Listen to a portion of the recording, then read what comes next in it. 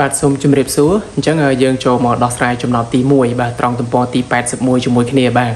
តើអញ្ចឹងខ្លឹមសារចំណោទទី1បាទអញ្ចឹងគឺគេនិយាយថាតុឈើរាងចតុកោណកែងមួយមានបណ្ដោយប្រវែង 3/4 ម៉ែត្រនិងទទឹងប្រវែង 2/5 ម៉ែត្រ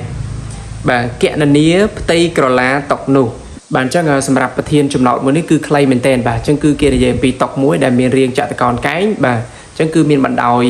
3/4 រីឯទទឹងគឺ 2/5 ម៉ែត្របាទអញ្ចឹងគឺគេតម្រូវឲ្យយើងគណនាផ្ទៃកន្លានៃតុនោះបាទតោះអញ្ចឹងឥឡូវយើងចាប់ផ្ដើមជាមួយគ្រូទាំងអស់គ្នាណាបាទអញ្ចឹងចំណុចទី1នេះគឺយើងអាចដាក់ថារកផ្ទៃក្រឡាតុបាទឬក៏គណនាផ្ទៃក្រឡាបាទ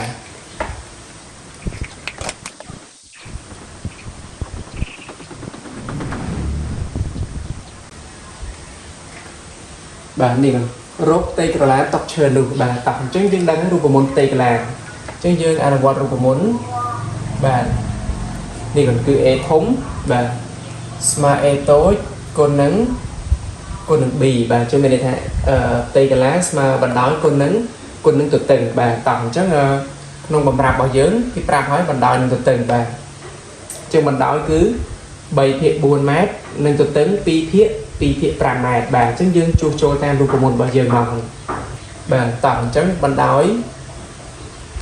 3/4 ម៉ែត្របាទគុណនឹងទទឹងគឺ 2/5 ម៉ែត្របាទតោះអញ្ចឹងនេះអញ្ចឹងយើងគុណបន្តទៀតបាទអញ្ចឹងប្រភាគគុណប្រភាគអញ្ចឹងប្រភាគគុណប្រភាគគឺបាទគឺត្រូវយកភាគយកគុណនឹងភាគយកភាគបែងគុណនឹងភាគបែងបាទតោះអញ្ចឹងយើងគុណបញ្ចូល3 2ដងបាទ3 2ដង 6បាទ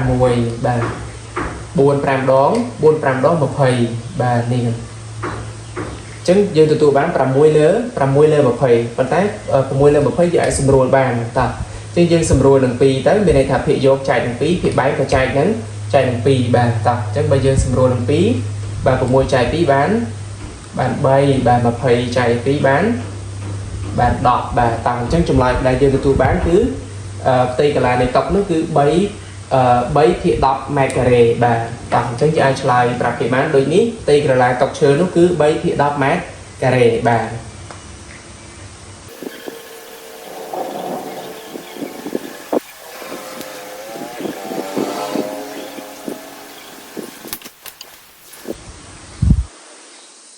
បាទនេះអញ្ចឹងចម្លើយគឺយើងទទួលបានហើយបាទអញ្ចឹងលោកគ្រូសង្ឃឹមថាទាំងអស់គ្នាប្រហែលជាអាចតាមទាន់នឹងការដោះស្រាយចំណោទមួយនេះបាទអញ្ចឹងមុននឹងបញ្ចប់បាទទាំងអស់គ្នាកុំភ្លេចជួយចុច like ក៏ដូចជាចុចពាក្យ subscribe និងដាក់សញ្ញាកណ្ដឹងដើម្បីទទួលបាននូវវីដេអូថ្មីៗជាច្រើនជាបន្តបន្ទាប់ក៏ដូចជាការលើកទឹកចិត្តមកកាន់លោកគ្រូផងដែរបាទអញ្ចឹងលោកគ្រូសូមបញ្ចប់ត្រឹមនេះហើយយើងនឹងជួបគ្នានៅវីដេអូថ្មីជាបន្តបាទសូមអរគុណ